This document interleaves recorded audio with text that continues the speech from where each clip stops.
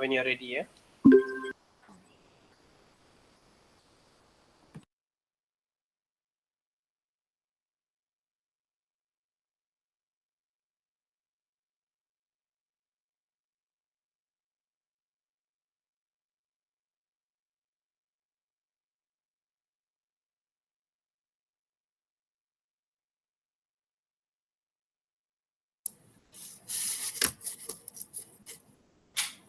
Okay.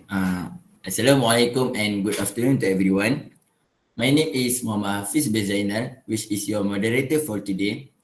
Today we have 4 panel with us in this webinar. We will discuss about one topic that is quite important and useful to everyone. Before that, I will introduce our panel to you guys. First panel is a very handsome and stylish man. His name is Muhammad Azli. Second panel is a woman who looks small but was good at talking. Her name is Izzati Wahida. Third panel is a woman who looks fierce on her face but soft-hearted. Her name is Qurratu Ain. And our last panel is also a woman. She seems silent, but when she talking, all that she said is fact and not outer. Her name is Nur Farliana. Those are all 4 panels for today. Our topic for today is period poverty. To continue our discussion, I will pass to our first panel, Muhammad Azli, to share about what is period poverty. All right. Thank you very much to our moderator for today's webinar. Before I start this discussion, I would like to tell that our group prepares slides so that our audience domains such informative about this topic. First of all, I want to ask, do you know about period poverty?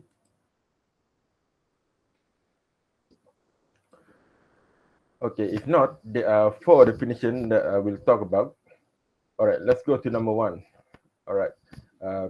The first definition is period poverty is a lack of access to menstrual products, education, hygiene facilities, waste management, or a combination of these. It affects an estimated around 500 million people worldwide, and people who experience period poverty are unable to purchase the menstrual products that they need. And in many cases, this means that they cannot go to school or work or otherwise participate in their daily life. Period poverty causes physical, mental, and emotional challenges. It can make people feel shame about for menstruating because of the stigma surrounding period prevents individuals from talking about it. The second definition that I would like to tell is period poverty refers to the social, economic, political, and cultural barriers to menstrual products, education, and sanitation. Even period poverty is a widespread problem. There is a lack of research on the topic. For example, if I'm not mistaken, in 2019, experts from academic institutions, NGOs, government, United Nations organization, and elsewhere came together to form the Global Menstrual Collective to solve this problem. All right, let's move on to the third definition. The Global Menstrual Collective defines menstrual health as a state of complete physical, mental, and social well-being, and not merely the absence of disease or infirmity in relation to the menstrual cycle. Okay. The fourth definition is period poverty describes the struggle many low-income women and girls face while trying to afford menstrual products. This term also refers to the increased economic vulnerability women and girls face due to the financial burden posed by menstrual supplies. This include not only menstrual pads and tampons, but also related costs such as pain medication and underwear. So, there are 4 definitions about period poverty, and I hope that the audience can gain something or imagine how people who experience period poverty go through in their daily life. Ladies and gentlemen, This issue is not a joke. Even like I said just now that there is a lack of research about period puberty, it doesn't mean that we can take it easy. And I would like to prove to you in this webinar, I'm not just talking about, I came with evidence. There are two research that I discovered, and I feel it is enough for us to take these issues seriously. Right. The first research is in 2017. Correct me if I'm wrong. A survey made by Plan International UK reported that 1 in 10 girls had been unable to afford sanitary products. 1 in 7 had to ask to borrow sanitary wear from a friend due to affordability issues, and 1 in 10 had to improvise sanitary wear. It is estimated that currently, that means in 2017, when the paper is published, over 137,000 children across the UK have missed school days due to period poverty. The second research that I can talk about is according to a 2014 United Nations Educational, Scientific and Cultural Organization, UNESCO, one out of every 10 menstruating youth misses school during their menstrual cycle due to lack of access to menstrual products and resources. For example, menstruators in developing parts of the world, such as in sub-Saharan Africa, are prone to using paper or clothes, leaves, cotton, or wool pieces rather than more traditional menstrual products like disposable pads or tampons. Many schools in developing nations have insufficient toilets and inadequate privacy measures, as well as poor water, sanitation, and hygiene infrastructure. And this making it difficult for students to safely manage their menstrual cycle. So that's all from my part. Return to the moderator. Okay, thank you to Muhammad Azri for the sharing. From the conversation, we can know that pre-poverty describe the struggle many low-income women and girls face while trying to afford menstrual product. The term also refers to the increased economic vulnerability women and girls. Okay, next, I want to ask to second panel, Izati Wahida. Do you know about the latest issues about pre-poverty?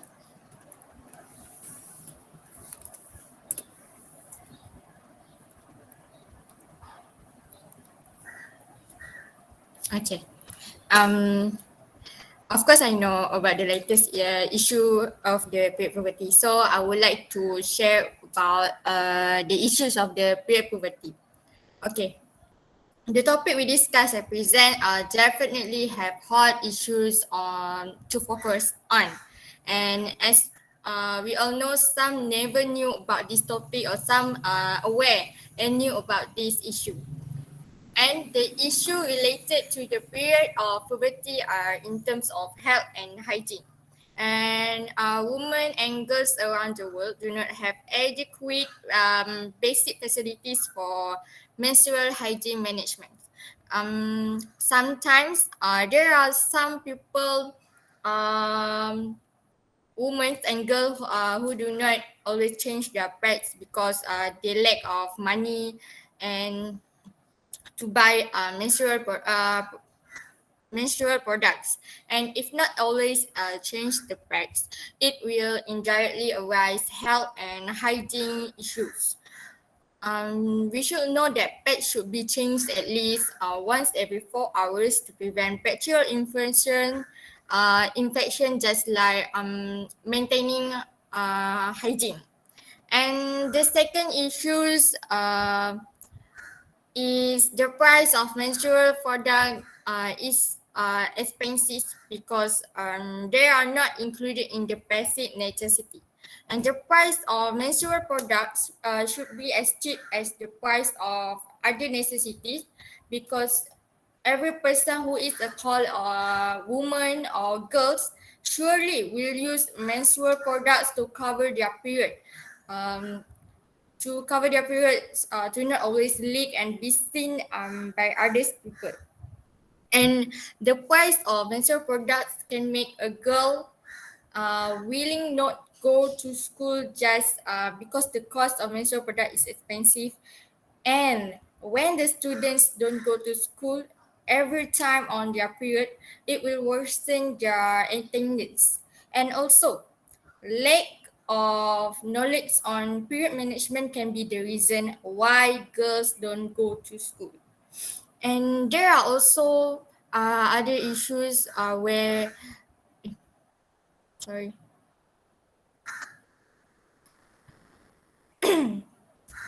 there are also other issue where um, there are still aristocracy left about those who cannot afford to buy menstrual products, and about the issues of this of poverty.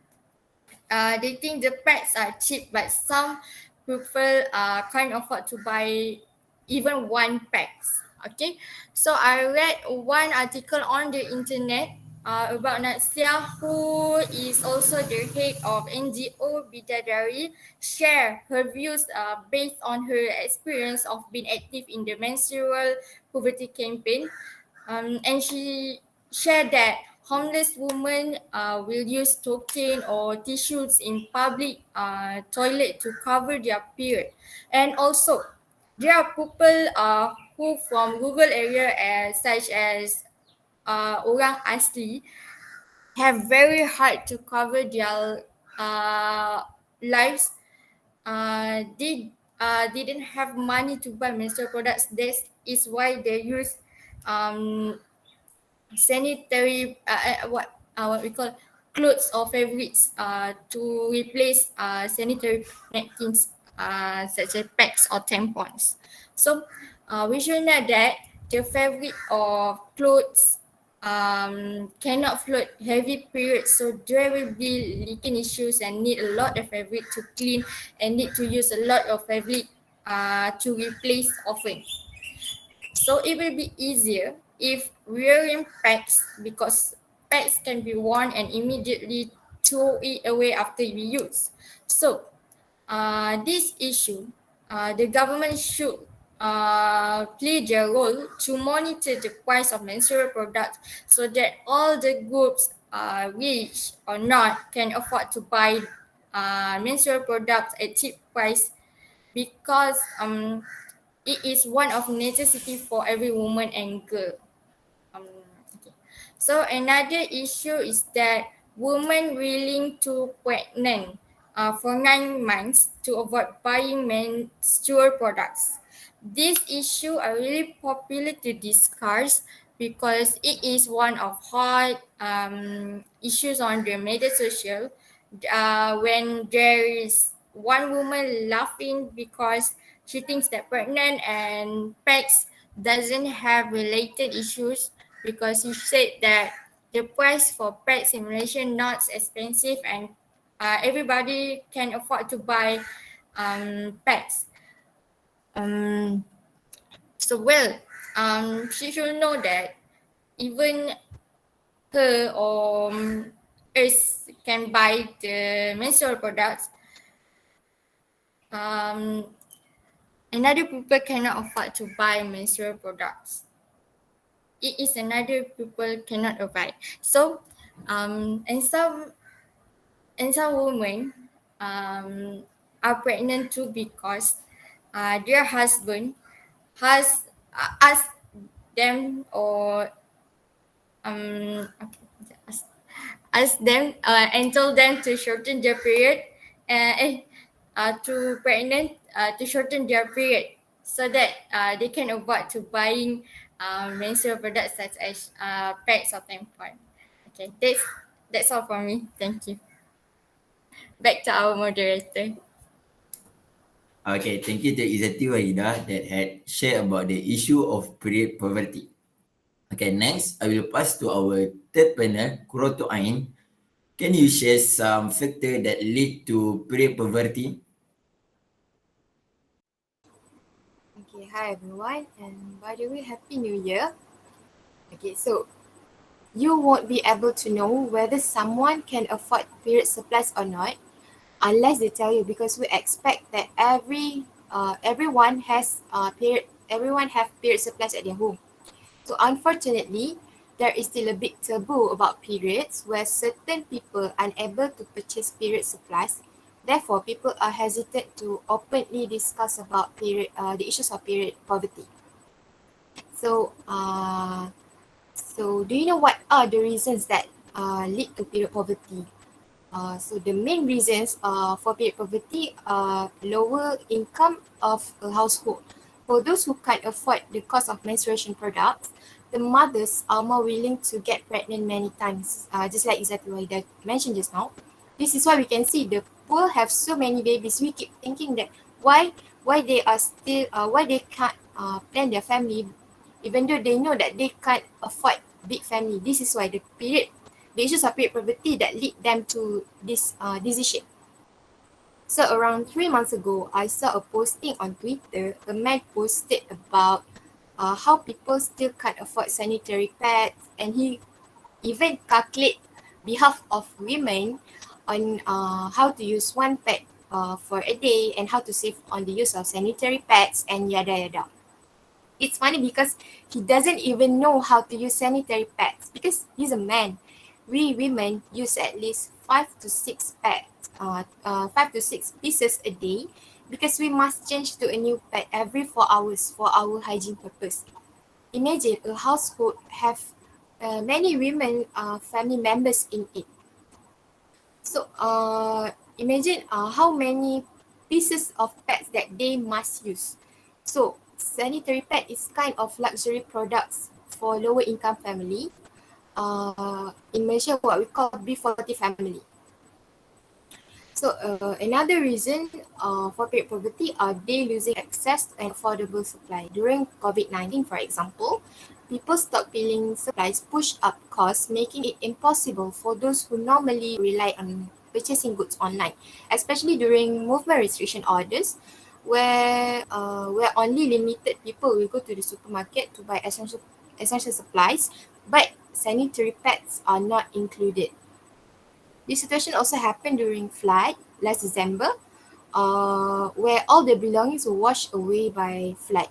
And certain volunteers overlooked that sanitary pads are one of the important supplies apart from the clothes and foods. That's why they begin to contribute sanitary pads or hygiene products for the victims. And also, if you notice, just like exactly what I mentioned just now, some girls missing their schools on their period month. Why? It is because of discomfort during menstruation, such as period pain, and the lack of basic facilities such as water, bathroom, and toilet facilities. Period poverty is not about sanitary pad only. It's not about how they can't afford sanitary pad only, but it involves all the process during menstruation, such as water, such as sanitary pads, painkillers, because certain women will use painkillers because we can't manage our period pain. So this problem then will lead to depriving the girls of getting a quality education. So lastly, the last point, neglect and abuse also can lead to period poverty. If a young person's guardians have enough money to buy period products but choose not to prioritize it, the young person may experience period poverty. This happens because of certain irresponsible parents that use the money for their own sake. For example, they use the money for gambling, for buying drugs, buying alcohols, and many more. At the end, it will affect the child's health. This is why the schools must play the main role to provide period supplies to the child in need. For example, in the article below, in the article in the slide, it says that Scotland is the first country to provide tampons and pads to anyone who needs them. The next one is in New Zealand. The Prime Minister announced that on February 2021, last year, the schools would start providing free tampons and pads. So basically, these three are the main reasons that lead to period poverty. Even in Malaysia also have. So before I end my session, I would like to suggest you guys to watch Batman, an Indian movie. If you guys don't watch yet, it played by Akshay Kumar. It tells a story about period poverty happened in India and how it affects their life, how it affects their healthy lifestyle and affects their marriage life. Okay, that's all from me. Back to our moderator. Okay, thank you to Kurato Ain. Okay, we can see there are three factors that lead to private poverty that have that had share Okay, first is income of income of a household. Second is losing access to an affordable supply, and the last factor is neglect and abuse. Okay, we will continue our webinar by welcoming the last panel, which is Nur Farliana, that will explain why we should talk about period poverty. Okay, hi, good morning, everyone. Okay, so basically in my part, I will just explain briefly why we should talk about period poverty. So I will sum up all the points that have been explained by all the panelists, because I think that the main points has been explained by all of them. So basically, as we concern, period poverty does not exist in third world country, but also exists in developing countries, including our country. So I am pretty sure that most of us do not know that period poverty also exists in our country, because the media does not expose too much, so we are not well aware about that. So this is actually a serious issue, because it can lead to many serious issue next. Okay, so like panel Azli has been said just now, based on the research that has been made in the UK, at least 1 out of 10 girls are not in position to buy menstrual products, and resulting them to miss attending school as well. It is not only question of affordability, but about access. So most girls and women around the globe does not have proper access to good hygiene facilities, as a result of which they are not able to manage their periods. So unable to manage periods, and like in inability to manage their periods and lack of access of menstrual products, that is what we call period poverty. So this is also caused by the high price of periods necessities. So as a woman, I can say that period necessities such as sanitary pads, tampons, painkiller products, heating pads, and so on is are quite expensive actually, but and it is also not very affordable for the families that have that is kind that we that does not have high um, income. So I think this is a serious issue, and we have to aware about that. So that is why, like Kurato Ain just said just now, that some families are willingly to get pregnant every year just to avoid the periods for 9 months. So actually, little do they know that the cost of raising a kid is way more expensive. But that is for the long time period. So they are willing to take the risk, because they think that the long time period, so they can prepare for the risk. um, the need to talk about the period poverty is all the more necessary, because it is an issue that confronts not just developing nations, but also developing with ramifications in the few aspect, which is lack of limited access to menstrual products. So the main issue of the period poverty is the lack of limited access of menstrual products. So actually many poor families do not have the access to get period products, because they cannot afford it. And as I said just now, period products are quite expensive, and it is also affect education and work of the women. So many girls out there missing on proper education and cannot attend their work, and because it due to lack access to menstrual products. And I can deny because sometimes other panelists have explained just now, because they couldn't afford to buy the products, they feel not comfortable because of the lack of access of the menstrual products, so um they cannot go through their days, their period days like a normal person. So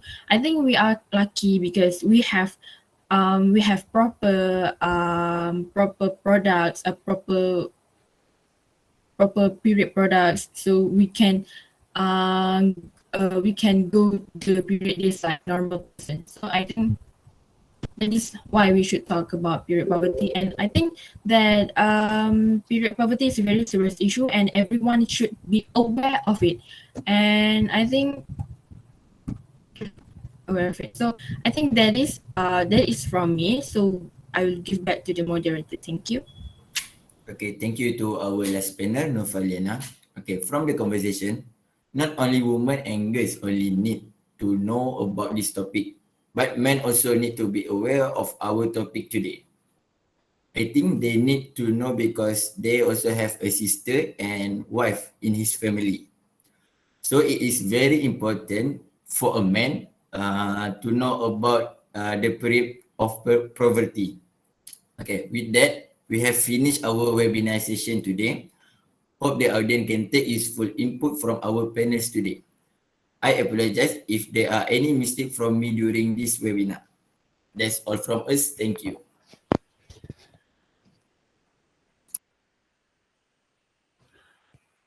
Any questions for the panelists? If you have questions, write down, or you can just switch on your mic. And this story, this topic is, I believe, very very important. This is my personal belief that sanitary pads should be free. That's what I believe. I think Kuratu or Izati was presenting just now that no, Kuratu was presenting at certain countries they made it free. It should be free. I come from a very poor family. I used to go and buy pads for my mother when I was very young. My mom took me to I used to take my mom to Maidin. We normally sometimes we'll go together, but sometimes she can't walk, so we'll go to Maidin in Kelantan. This was in Kotabaru, and she will tell me which pad to buy because that was the cheapest pad. I can't remember the brand, but it was not the branded one. It was a pink color, huge one.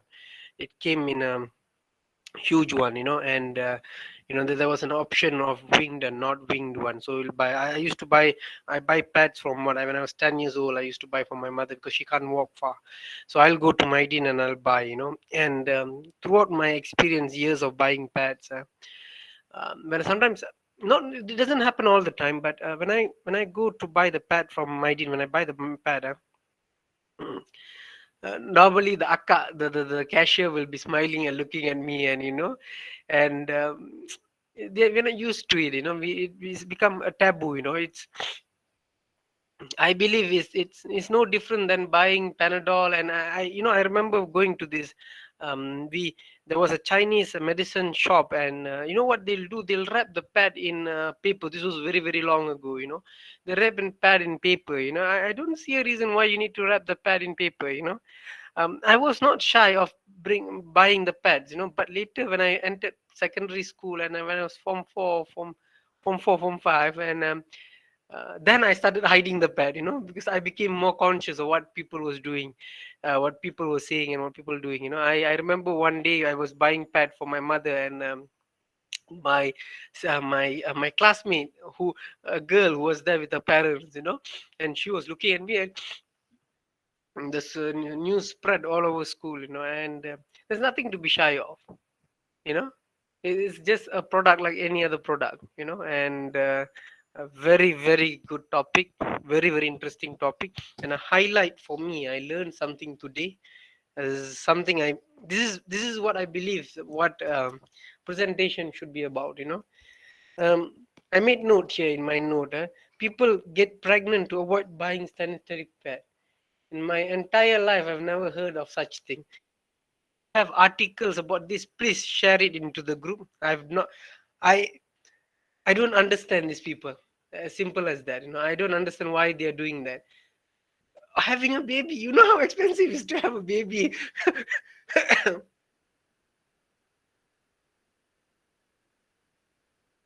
Sir, the wife is pregnant now, and I just found out last week, and we sat down and we were planning, we were planning to get a baby pram. You know how much is a pram? It's 2-3K, a pram in a stroller, so expensive.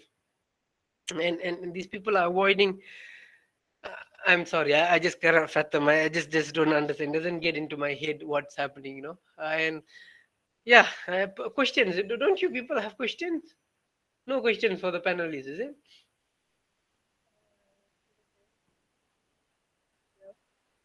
Azian is attempting to ask, but mic is not working. Maybe.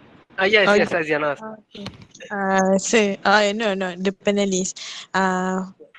We are talking about period poverty, right? So, this disaster like flood and earthquake that make us need to give the victim the sanitary pad. So I want to ask, if we give them reusable sanitary pad, do you think that will be solving the poverty period or not? Period poverty, sorry. Sorry, before that, Reusable pad. I just need to clarify what reusable pads, eh? Yes, reusable Okay, pad. please answer. Do you think it will solve this period poverty or not? Okay, actually in Malaysia they already invest the reusable pad. It called bunga pads. You can search on IG. They use reusable items. Like what like some kind of what they call. I'm not really sure, but it can stay 3 to 5 years like that. So I think for the lower income they can use a reusable pad, and I think it might help them to end the period poverty issue. Sorry to ask. What then? How you have to wash it after every use, Ah, or how does it work? yes. You wash it, then you use it. I Wait, think uh they have they have I don't know how much pieces they have, but they can wash and use it after it dry. oh, okay, okay. Is this something new? Because I don't remember when I used to buy Uh, pads. I don't think I've heard of yes, it yes. before. New. Oh, okay. Or something new, because I Uh, know about the menstrual cup. I recently heard of mm, the menstrual cup. I'm not sure how. What about menstrual cups? Any comments on that? Because I have no idea what is it and how it works actually. Yeah. any panelists want to answer?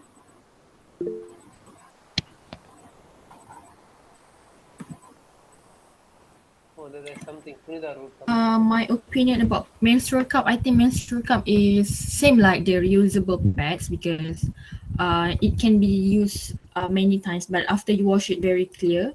So I think menstrual cup also can be used for the lower incomes, but it must be installed properly in the vagina because it is actually a very very small tube, right? If I was not mistaken, because I haven't used it before, but I know I have seen the tutorials of using the menstrual cup actually.